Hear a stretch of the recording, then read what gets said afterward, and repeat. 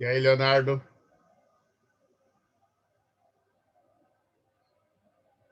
Tá sem som. Não estou te ouvindo.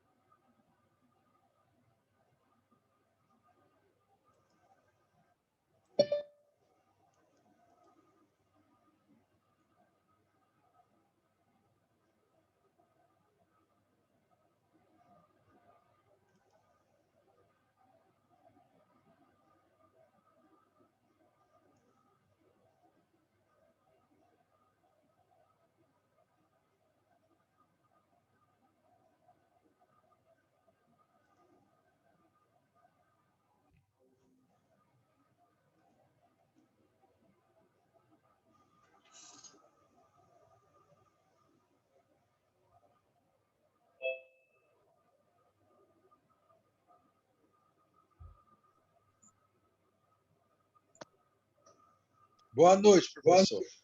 Boa noite, bom Márcio. Tudo bom, querido? Tudo bom. Tudo na paz? Tranquilo. Tá bom. Você já tomou a vacina lá? Tomei, rapaz. Tomei dia 23. Agora, a segunda dose só em julho. Porque eu tomei AstraZeneca. Vou tomar perto da sua igreja aí, nesse postinho aí. Ah, Segunda-feira. tá. Aqui na Vila. Aqui você tomou... Eu não tomei ainda, não. Vou não tomar. tomou? Vai tomar. Eu tomei ali não tem também. vaga, tá tudo lotado, só tinha aí, ó. Rapaz. Então, eu tinha... você vê, ia abrir 8 horas a agenda, né? Eu fiquei com o celular ligado a noite inteira para ver se de madrugada tinha jeito. Não, mas aí abriu 8 horas. Daí abriu 8 horas, quando foi 8h01 eu entrei. Já não tinha vaga para o dia 22. Aí eu queria aqui na Vila, aqui pertinho de casa, né? Aí tinha para o dia 23, eu peguei e agendei para o dia 23. Não, eu agendei na internet, né? Então, eu agendei na internet. Mas aí só tinha vaga para segunda-feira agora, dia 10. Tá. E começou no dia 5, né? Começou, hoje é sexta, quarta-feira. Não, quinta-feira, foi ontem, dia 5. É quarta-feira, dia 5 é quarta-feira. 6. Hoje é 7. Então começou dia 6. Na minha idade, né? Então, a minha começou dia 22, aí eu fiz dia 23. Agora eu só vou em julho, só 3 meses. E essa aí, a AstraZeneca, é 3 meses, né? Eu estou E aí, querendo Léo, tomar essa. Eu acho essa melhor. Voltou, agora estou te ouvindo. Pode falar, irmão Márcio. A eficácia é melhor da AstraZeneca, é melhor. Que é, né? 78 por conta 50, né? 51. Agora só pode estar tranquilo que se pegar alguma coisa é muito leve. Acho que nem pega.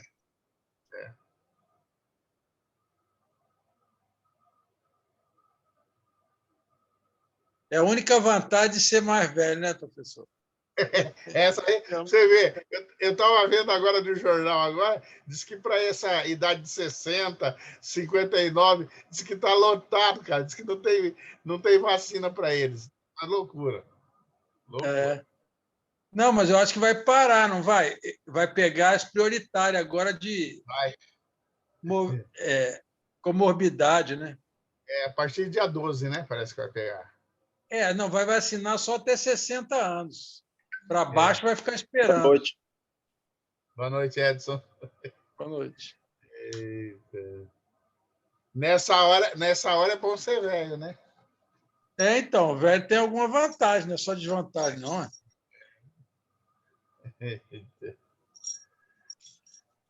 Vai lá, meu povo. Vamos começar, né? Vamos lá. Vamos orar e vamos começar. Deus querido, nós te agradecemos esse momento que o Senhor nos concede, quando nós podemos aprender de ti, Senhor. Cuida dos nossos corações, trabalha neles, ó Deus, para que nós possamos entender a totalidade daquilo que o Senhor tem para nós. Continua abençoando o teu povo, esparramado pela face da terra, e principalmente nesse momento tão doloroso, quando tantos têm perdido tanto os familiares, que o Senhor esteja visitando cada família, Senhor, dando consolo, conforto da sua presença. Que também seja um momento de tomarmos decisões, compromisso sério contigo, sabendo, ó Deus, que nós não somos nada, que nós dependemos inteiramente de ti, Senhor. Fica conosco, nós te pedimos isso em nome de Jesus. Amém, Senhor. Irmãos, tá todo mundo me ouvindo bem aí, né? Só um minutinho, deixa eu pegar um fone de ouvido aqui. Tá, pode pegar, Léo. Pode pegar. Não vou ouvir bem.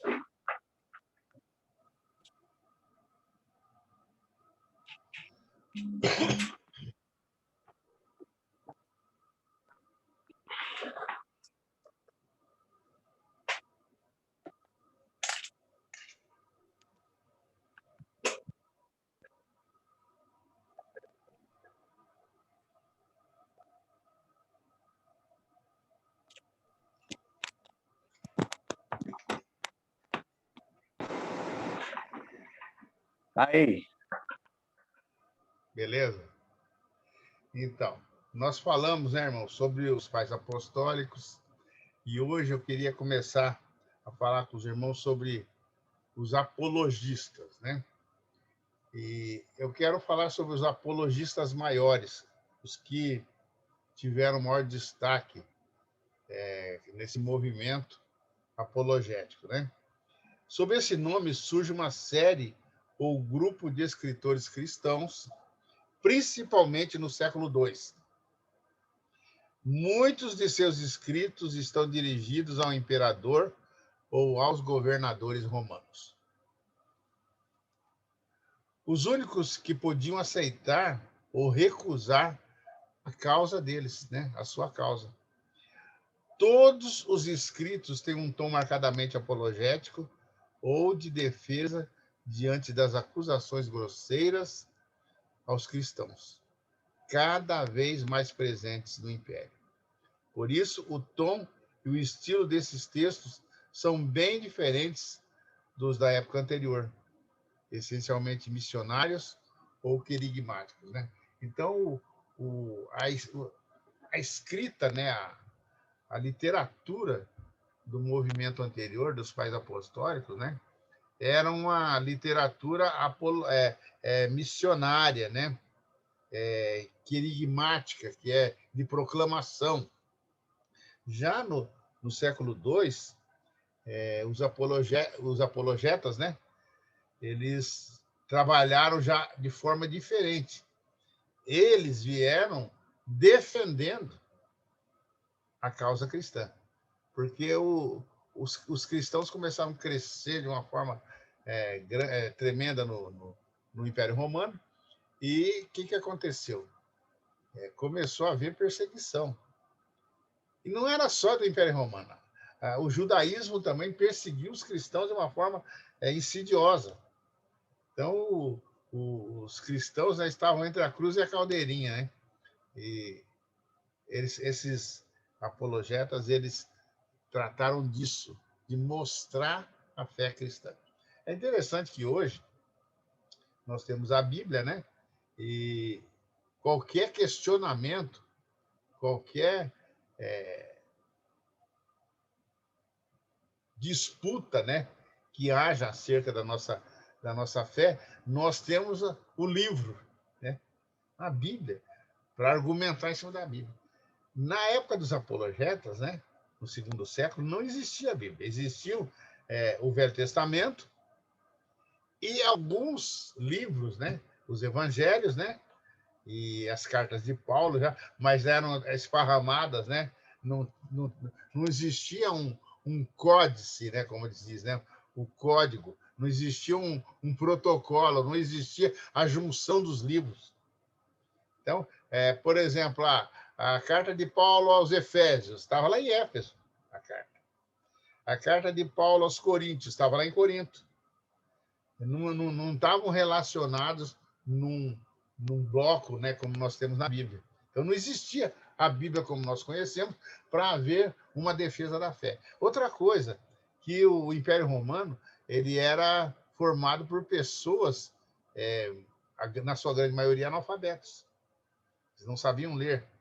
Então, tinha que haver uma defesa do cristianismo através desses homens intelectuais, esses homens de alto nível, né, que vieram do mundo pagão, que eram filósofos lá no mundo pagão e, se convertendo, começaram a defender a fé cristã. Nessa época, são bastante conhecidas as acusações contra os cristãos. Entre o povo circulavam vis rumores contra eles. O Estado considerava a adesão ao cristianismo um crime gravíssimo contra o culto oficial e contra a majestade do imperador. As classes mais altas e cultas consideravam o cristianismo como uma ameaça crescente contra a integridade do império. Por sua parte, escritores da época intervieram contra os cristãos. Luciano de Samosata publicou, no ano 170, um livro chamado De Morte Peregrini, em que se zombava do amor fraternal dos fiéis e de seu desprezo pela morte. O mesmo fez Fronton de Cirta, professor do imperador Marco Aurélio, em seu discurso, e, sobretudo, o filósofo Celso, que em 178 publicou o seu discurso verdadeiro, e para quem o cristianismo não passava de superstição e fanatismo. Eles não conseguiam entender, irmãos, que uma das coisas que eles chocavam o Império Romano, os pagãos romanos, né, é que nós nos tratávamos como irmãos. É a primeira coisa o primeiro problema que tinha, é onde já se viu, eles são irmãos. E aí eles falavam que havia incesto no meio dos cristãos, porque irmãos casavam com irmãs. Olha só, isso é uma coisa diabólica mesmo, né? Uma confusão diabólica. A pessoa que não conhece, você vê como é que a boataria é uma coisa que já vem da antiguidade, né? Boato é igual fogo numa floresta seca, né? Alastra, o cara solta aqui, daqui meia hora está lá no Simeone, né? É uma loucura. Então, isso aí foi uma das causas da perseguição. Outra coisa que os pagãos não conseguiam entender era a moral. Os cristãos tinham uma moral assim, rígida. Eles eram contra o adultério, contra o homossexualismo, contra assim, orgias, né? Que aconteciam no Império Romano. Os cultos romanos eram verdadeiras orgias, né? Então, eles, os cristãos, abominavam isso. As festas onde os ídolos eram assim, honrados, né? Então, os caras faziam almoços, jantares e grandes comilanças, né? Dedicadas aos ídolos, e os cristãos abominavam esse tipo de coisa. E eles não conseguiam entender isso, né? Os textos dos apologistas reúnem, assim, os argumentos e rumores que correm contra os cristãos e os rebatem contundentemente. Dirigem-se, sobretudo, contra 3 tipos de argumentos. Primeiro argumento, contra a acusação de que os cristãos representavam um perigo para o Estado. Chamam a atenção sobre a maneira de viver dos cristãos, séria, austera, casta e honrada. Cidadãos de Roma como os outros. Então, os apologistas, eles quiseram dar ênfase a esse ponto, para mostrar que os cristãos eram bons cidadãos. E eles defendiam, né, essa vida austera e casta, pura, né, porque é algo moral, né, que nós devemos defender até hoje. O segundo ponto que eles defendiam, né, demonstram o absurdo e a imoralidade do paganismo e de suas divindades. Defendem a unidade de Deus, a divindade de Cristo e a ressurreição do corpo. E o terceiro ponto, né, avançam mais afirmando que a filosofia não foi capaz de encontrar a verdade, a não ser fragmentadamente. O cristianismo, ao contrário, possui toda a verdade, porque o Logos, né, que é o Senhor Jesus, que é a razão divina, veio ao mundo através de Cristo. Então, eram pontos básicos que eles defendiam, né, e que faziam com que também o pagão parasse para pensar. Se você for ver a conversão de Agostinho de Hipona, ele se converteu lendo essas apologias. E ele estava buscando, né?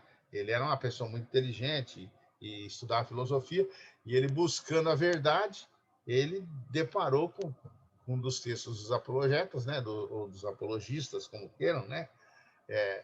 E leu e se pegou e ficou interessado, e aí foi pedir, tinha um amigo que era cristão, e ele foi pedir que esse amigo ensinasse ele no cristianismo, e se converteu através desse amigo, né?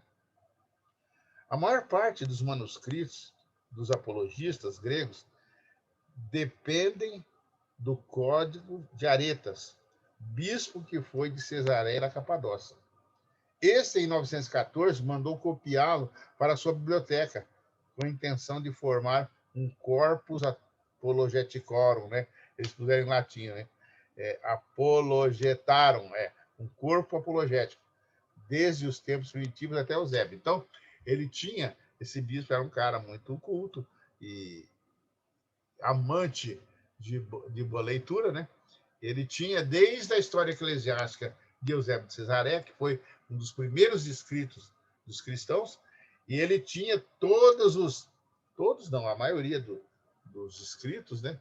E ele mandou copiar esses textos dos apologistas gregos, né? Para ele ter na biblioteca dele. Nós temos os textos por causa desse tal de Aretas, né? Bispo de Cesareia da Capadócia.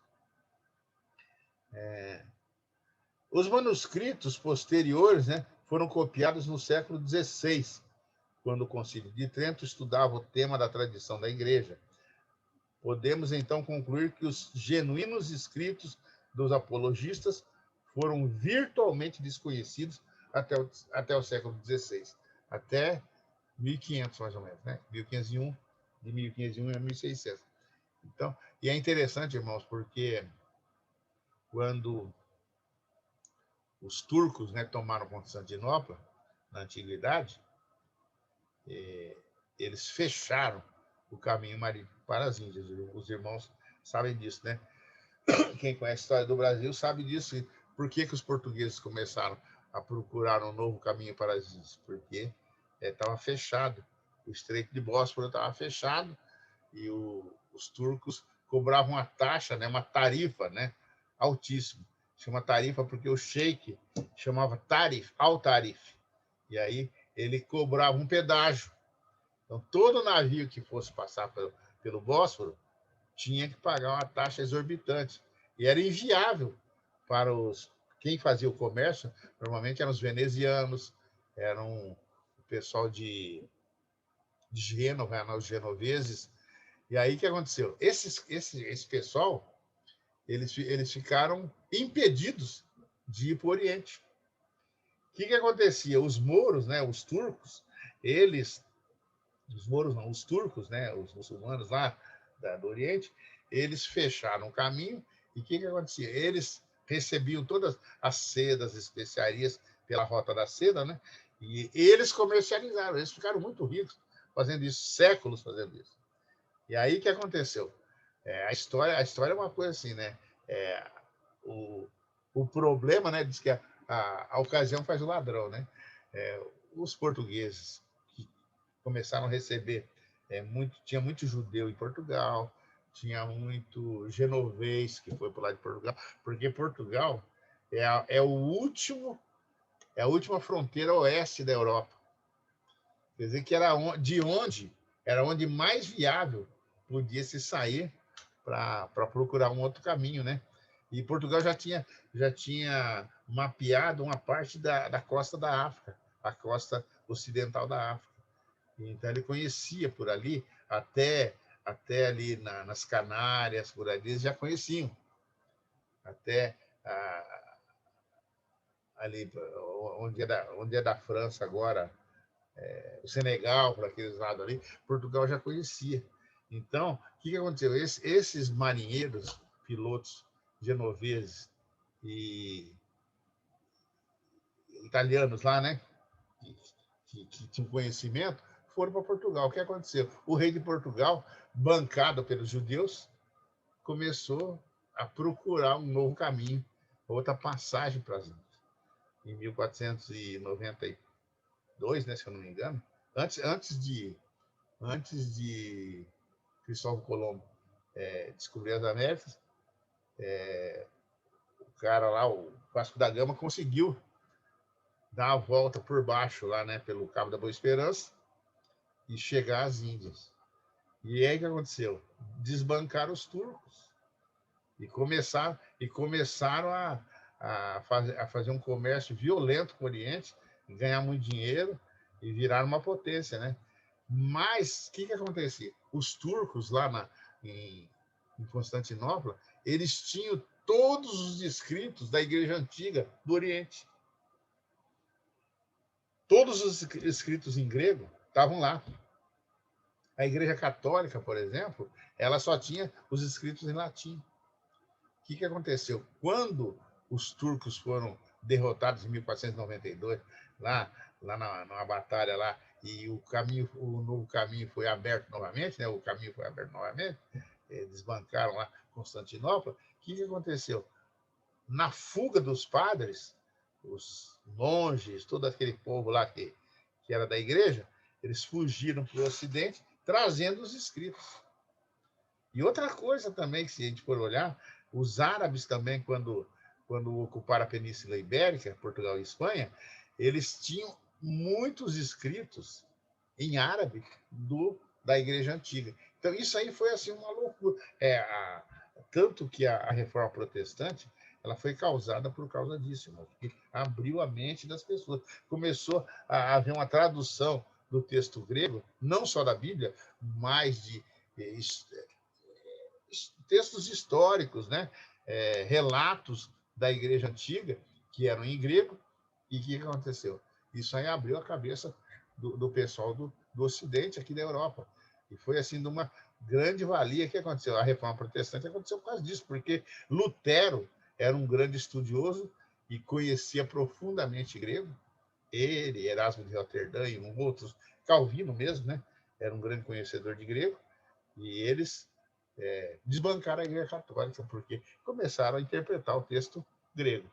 Então, tudo tem uma lógica. Não aconteceu por acaso, né? Então, esses escritos dos pais da igreja, dos apologetas, ou apologistas maiores, eles estavam em grego. E esses textos ficaram praticamente perdidos até o século XVI, a maioria dos textos. O primeiro dos apologistas é Quadrato, que entre os anos 123 e 129 dirigiu seu discurso, hoje perdido, né, ao imperador Adriano, em defesa da nossa religião, porque alguns malvados tratavam de incomodar os nossos. Ele disse, né? Segue-lhe Aristides de Atenas, do qual conservamos o mais antigo discurso ou apologia.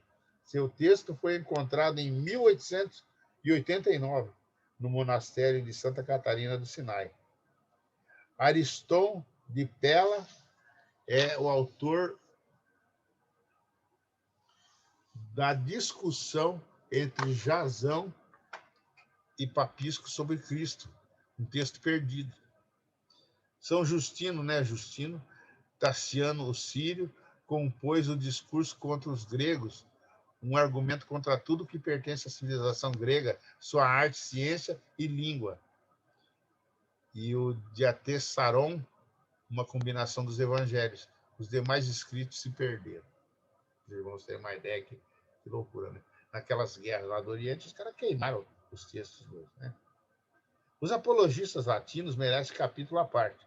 Minúcio Félix escreveu em latim o discurso Otávio, o diálogo Otávio. É a única apologia do cristianismo escrita em latim e em Roma no tempo da perseguição. O mais representativo dos apologistas latinos é Tertuliano. Então, isso é uma pincelada, né, acerca do que são os apologistas maiores. Os pais apologistas e sua doutrina. O que eles defendiam? Vamos ver Justino, né? Que foi tido como o maior apologista, um dos maiores. Viveu entre 100 e 165 da nossa era. A procura da verdade o levou a diversas escolas filosóficas sucessivas: estoica, peripatética, pitagórica, platônica. Todavia, esses sistemas filosóficos e as personalidades dos próprios mestres desiludiram-no. E, finalmente, se achegou ao cristianismo. É tido como o mais insigne apologista do século II. Recebeu de Tertuliano a alcunha de filósofo e mártir. Ele é chamado, né, Justino o Mártir. Depois da conversão, foi a Roma, onde escreveu suas apologias ao imperador Antônio Pio e também os seus diálogos com Trifão. A doutrina dele. Justino afirma que o Deus transcendente entra em comunhão com o mundo através do Logos, que é Jesus, né? E que ao longo dos tempos este revelou parcelas da verdade, sementes do verbo, né? É interessante que a linguagem que eles usavam, né? É uma linguagem que a gente não usa mais, né? Antes de aparecer em toda a sua plenitude em Jesus Cristo. Assim, os filósofos foram cristãos sem o saberem, pois neles habita e em cada homem, em seu intelecto, sementes do Logos divino. Outra maneira de dizer que toda verdade humana diz algo da verdade cristã e constitui uma aproximação de Deus. No diálogo 100, Maria é comparada pela primeira vez na antiga literatura cristã a Eva. De inestimável valor são suas informações sobre o batismo e a celebração litúrgica, chamada por Justino de o sacrifício eucarístico do pão e do cálice. E foi daí que a Igreja Católica deu o nome de missa, né? Que quer dizer o sacrifício. A fé na presença real de Cristo na Escritura é professada claramente e na primeira apologia, 66, encontramos o primeiro esboço de formulação do dogma da transubstanciação. Diz Justino que no alimento eucarístico não recebemos um pão comum, nem uma bebida comum, para nutrir e transformar nossa carne e nosso sangue. É a carne e o sangue de Jesus Cristo encarnado, e devemos-lo a uma fórmula instituída por ele. Nós não cremos desse jeito, né? Mas a Igreja Católica, isso aí foi um postulado que ele levantou, né? O tema central de Justino é o plano da criação e da salvação de Deus manifestado e cumprido no Cristo Logos. Por suas ideias meio platônicas, acaba aceitando uma certa subordinação do Logos a Deus. Nos seus escritos aparece uma descrição dos ritos do batismo e da Eucaristia. Foi o primeiro a comentar muitos dos temas teológicos que serão clássicos na teologia de todos os tempos, como, por exemplo, a presença do Verbo Messias na lei e nos profetas, o sacerdócio dos fiéis, o culto dos anjos, a Eucaristia como sacrifício, definição do diabo e da sua missão. Uma grande importância de Justino é que é o primeiro escritor cristão, depois de Paulo, a perceber as implicações universalísticas do cristianismo. Então, os outros pais da igreja, eles, naquele momento, eles não tinham uma preocupação universal com a igreja. Eles estavam preocupados com a igreja local. Eles defenderam, né, a paróquia deles. E não pensaram assim num evangelho que ia alcançar o mundo. Às vezes, até se pensaram, não expuseram dessa forma. Justino foi o primeiro a ter essa visão de uma religião universal, católica, né? No sentido de universal. Tassiano, 120 e 180. De formação helenística, foi discípulo de Justino e dele afirmou que era um homem digno de toda admiração. Sua obra, Discurso aos Gregos, única que chegou até nós, é uma violenta polêmica contra toda a cultura dos gregos. Diz que a única invenção dos gregos é a filosofia e que ele abomina a pessoa dos filósofos que se contradizem e desprezam os demais. Para ele, a verdadeira sabedoria está na tradição bíblica. Depois de atacar os gregos, ele expõe um pouco a doutrina cristã, mas sempre em meio a polêmicas contra eles. Algumas posições teológicas originais de Tassiano são sobre a procissão do Logos, a apresentação do tema da ressurreição e o desenvolvimento da demonologia. Também tem algumas ideias de uma teologia arcaica. A doutrina. Sua obra mais célebre é o Diatessaron, do qual só se tem fragmentos e diversos testemunhos. Nela buscava eliminar as repetições de passagens paralelas dos evangelhos, ao mesmo tempo que procurava soluções para as divergências na ordem dos fatos e nas palavras de Jesus. Disso decorre sua tentativa audaciosa de uma fusão harmoniosa dos 4 evangelhos, separados de um relato único da vida e dos ensinamentos de Jesus, inserindo as passagens dos sinóticos na estrutura cronológica do Evangelho de João. Isso aí ele não conseguiu fazer, né? Porque João não é sinótico. Só os 3 primeiros. Então, era um ensaio, né? Se a gente for olhar, irmãos, há 2000 anos atrás, um indivíduo desse, ele fez muita coisa. Ele reinventou a roda, né? Se formos olhar. Ninguém fez isso. Ele fez as bases da teologia moderna, tá na cabeça dele, né? Teófilo de Antioquia Viveu mais ou menos entre 120 e 186. Converteu-se ao cristianismo em idade adulta. Foi bispo de Antioquia no final do século II. Nasceu às margens do Eufrates. Sua única obra que chegou até nós é Autolicum, ou Autólico, né? Explica ao pagão autólico como é possível fazer-se cristão.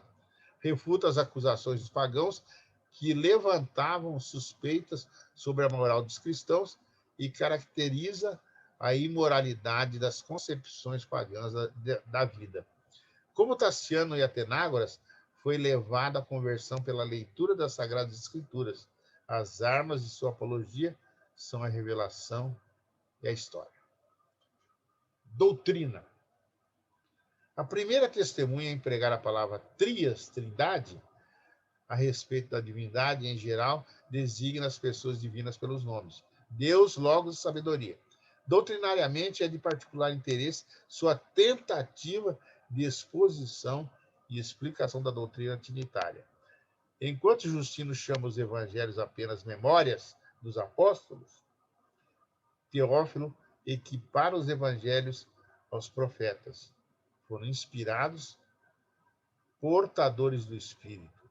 Aos evangelhos e às epístolas de Paulo denomina palavra santa e divina. Foi o primeiro a declarar expressamente a inspiração do Novo Testamento e, por fim, influenciou bastante Irineu. Atenágoras, 133 e 190. Vivia em Atenas e era filósofo de profissão. Escreveu Presbeia, ou Súplica de Atenágoras. Filósofo cristão em Atenas, a propósito dos cristãos, esta dirigida a Marco Aurélio e a Cômodo. É possível que tenha sido escrito na ocasião da visita deles a Atenas em 176.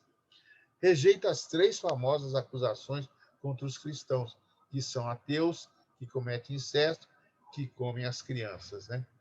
E a doutrina dele é exímia testemunha da fé pré-nicena na Santíssima Trindade, prova que os cristãos não são ateus, mas adoram o Pai, o Filho e o Espírito Santo e cultuam os anjos. É outra coisa que nós não cultuamos, né? Mas havia muita coisa de heresia, né? Nos escritos desse pessoal, se você pegar e ler a fundo, né? Tinha muita coisa herética, porque era um início da sistematização do cristianismo, né? Sua ideia fundamental é a unidade de Deus, a divindade de Cristo e do Espírito Santo. Unidade e distinção na Trindade, anjos e demônios, a virgindade, fruto de moral cristã, a procriação dos filhos como fim primário do matrimônio e a ressurreição dos corpos. Com Atenágoras, a ciência teológica dá um passo a mais para sua consolidação no que diz respeito às relações entre fé e razão. Então, são algumas das doutrinas que ele defendeu. E esses são os mais destacados apologistas. Nós não vamos entrar profundamente nos escritos deles, né? Porque nós não estamos fazendo um curso de apologia, né? Ou mesmo um curso de pais da igreja. Nós estamos fazendo uma introdução aos pais da igreja. Se nós fôssemos fazer um curso de patrística, nós iríamos gastar uns 2 anos, e aí nós teríamos que estudar a fundo cada um desses, né? Não iríamos estudar tudo porque não temos condições, mas iríamos estudar os mais importantes, né? Os que tiveram maior alcance e que foram mais importantes na formulação das doutrinas que nós temos hoje, né? Que levaram, né, Agostinho e Tomás de Aquino a defenderem o que defenderam, né? Na semana que vem eu quero ver com os irmãos os pontos principais da doutrina dos apologistas, para nós termos um conhecimento, tá? Termos uma noção do que eles pensavam e por que nós pensamos assim hoje, né, irmãos? Não é à toa. Nós herdamos de alguém. E eles foram aqueles que transmitiram, né, esse ensinamento para nós. Alguma pergunta? Se não, nós vamos encerrar. Eu já deixei no grupo nosso, né, já o material, a ficha de leitura. O Márcio, eu já mandei no teu e-mail também, o material. Essa ficha de leitura dessa lição é para o dia 14, próxima semana, tá bom? Se não há mais nada, Deus abençoe. Em pé. Fiquem com Deus. Amém. Boa noite a todos. Bom final de semana. Deus os abençoe. Boa noite. Para vocês também. Boa noite. Boa noite.